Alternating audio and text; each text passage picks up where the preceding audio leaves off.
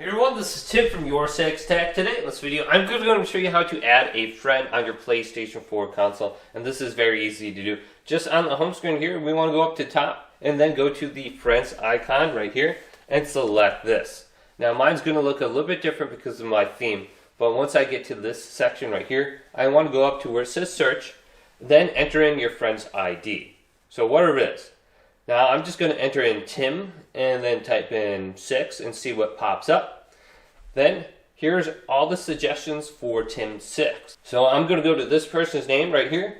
Then all I have to do is go to the plus icon and I can add him as a friend on my PlayStation 4. Now you do have the option to send them a close friend request, and your real name will appear on the close friends request. If the player accepts your request, you and the other player will see each other's real names and their profile pictures as well.